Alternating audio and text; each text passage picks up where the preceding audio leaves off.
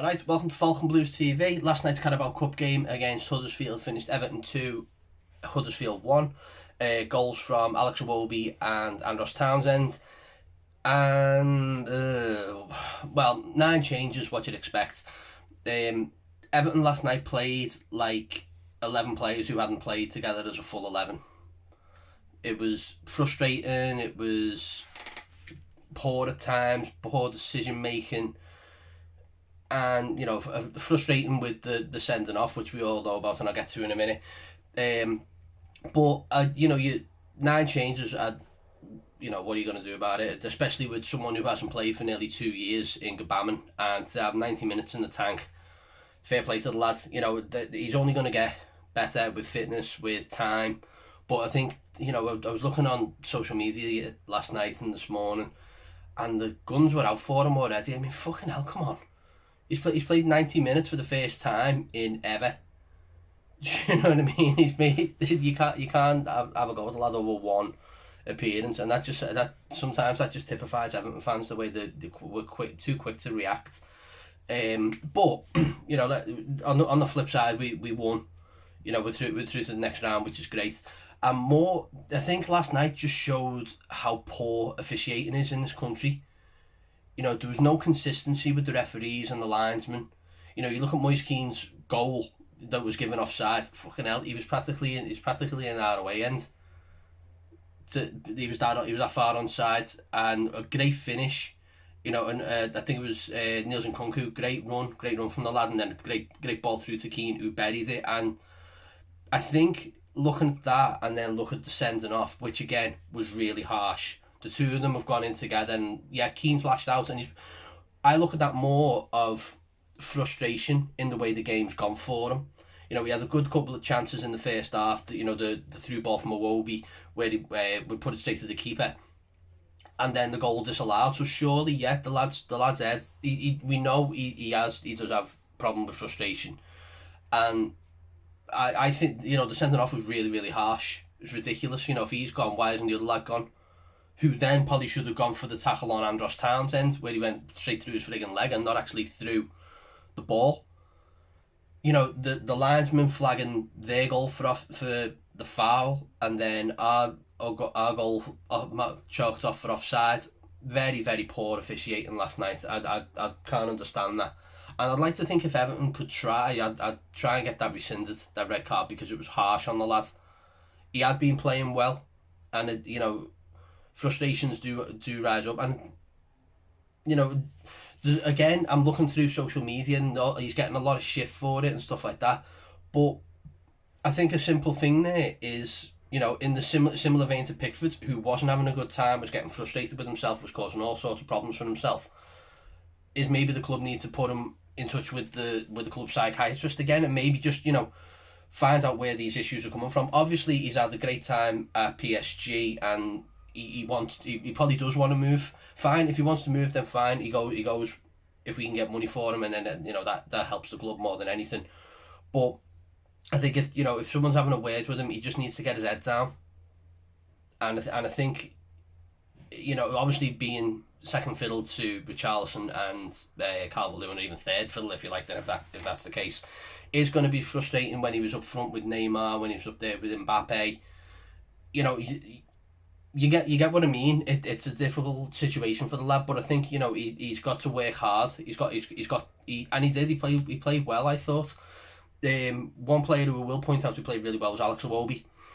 Plenty of running again. It's a third good game in a row.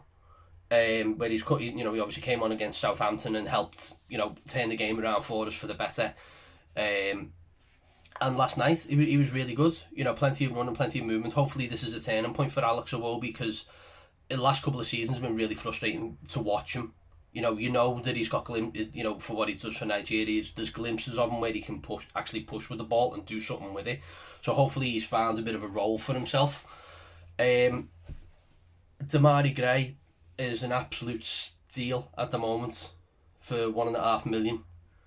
You saw that mazy run towards the end. It's just if everyone else is on his wavelength, you'd think of a full strength squad there, Richarlison, Calvert-Lewin is on his wavelength, and they bust a gut to get there as well. But for a full strength squad, I think I think we won that at a canter because of the pace that we had within the team. I think, and then I'll look at the defence now, because obviously there's situations here where goals are being conceded and mistakes are being made, and it's third time in a row it's come from Michael Keane.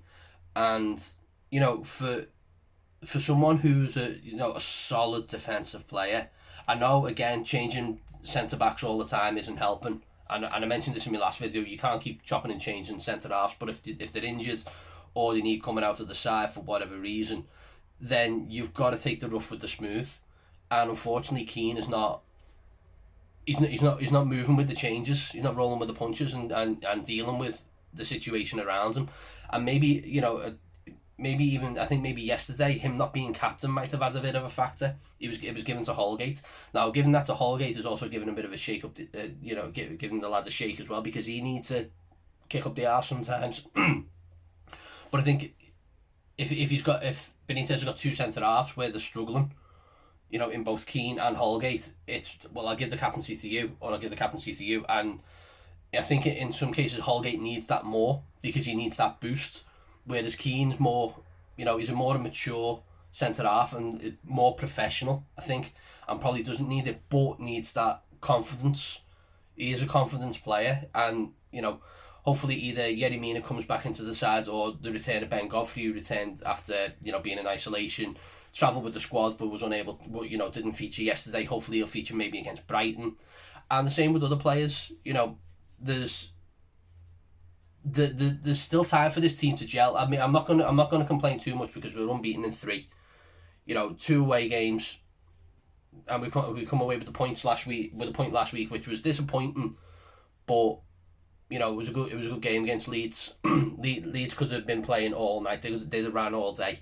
I think Brighton poses a similar threat to Leeds, in which they're going to be strong, they're going to be physical, and we have to match it. That's going to have to happen on Saturday. But overall, we're through to the next round, and I'm happy. Let me know what you think in the comments. I know I've prattled on there a lot about confidence and psychological type of feelings in players and stuff like that, and maybe this is what the team actually needs. But let me know your thoughts. What did you think of the lineup?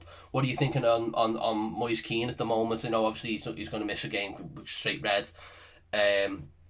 No, but who would you like to see in the next round?